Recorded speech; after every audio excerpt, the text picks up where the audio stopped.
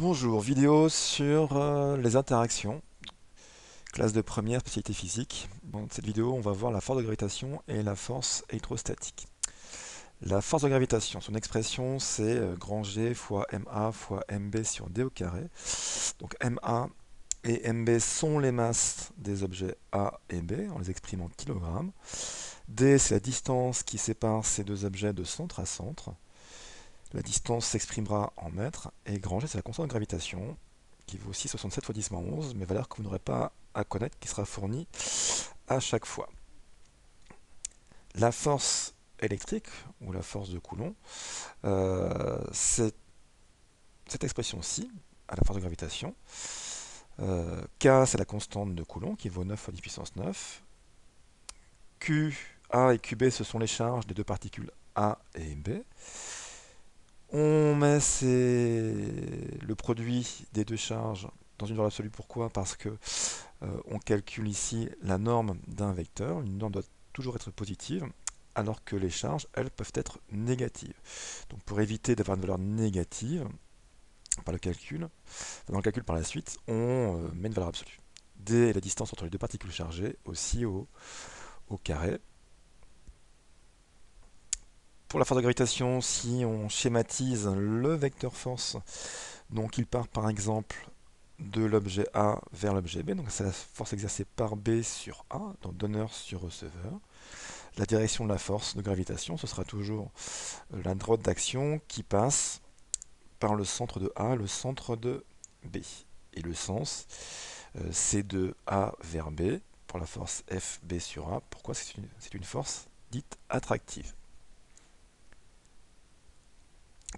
Pour la force électrique, il y a deux cas. On va d'abord voir le cas où les deux charges ont le même signe, moins moins ou plus plus. Si les deux charges ont le même signe, la force est répulsive. Les deux particules chargées se repoussent. Donc on voit, hein, c'est similaire aussi. La droite d'action, c'est la droite qui passe par la particule A et la particule B. Et le sens, donc, comme il y a une répulsion, F de B sur A est dirigé de B vers A. Si les signes sont opposés, moins plus ou plus moins, cette fois-ci, on a une force électrostatique qui est attractive.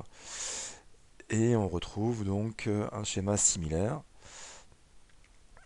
montrant bien l'attractivité de la particule A, de la particule B. On doit ensuite noter l'expression vectorielle de ces forces. Je commence par la force de gravitation. Donc F de B sur A est égal à... Alors on reprend l'expression de la norme qui est ici, et on lui rajoute un vecteur UAB qui est un vecteur unitaire.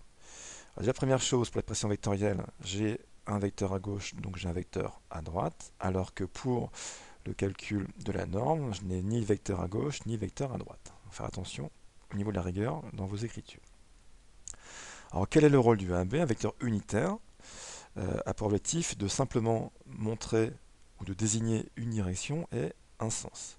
Ce terme-là étant positif, ça veut simplement dire que f de b sur a a la même direction et le même sens que le vecteur UAB. Maintenant, si on cherche f de a sur b, on a mis un moins. Pourquoi? Parce que cette force f de a sur b est en sens inverse du vecteur UAB. Donc le moins montre le sens inverse. Cas des forces électrostatiques quand les deux charges ont le même signe. F de A sur B vaut... Alors on reprend l'expression qui est là en enlevant la valeur absolue. On retrouve le vecteur unitaire. Alors là, c'est un peu plus complexe. Pourquoi? Parce que il faut regarder le signe des charges. Si les charges A et B sont de même signe, on a soit plus plus, soit moins moins. Dans les deux cas, ce terme-là sera positif. Ça veut dire que dans l'expression, je dois avoir F de A sur B qui a la même direction et le même sens que UAB. C'est bien le cas ici. F de A sur B, qui est une force répulsive, a bien la même direction que UAB. Et du coup, F de B sur A est opposé au vecteur UAB. Cette opposition, on la traduit avec un signe moins dans l'expression vectorielle qui est là. Lorsque les signes sont opposés, l'expression est la même. sauf qu'on aura un plus moins ou moins plus, ça veut dire que ce terme-là est négatif. Si je reprends le cas de f de a sur b, on voit que f de a sur b et UAB sont opposés. C'est bien ce qui est écrit ici. Alors si on ne fait pas gaffe, on pourrait croire que f de a sur b et UAB sont de même sens, mais comme le produit QA fois QB est négatif, ce terme-là est négatif, ça montre bien que f de a sur b et UAB sont de sens opposé.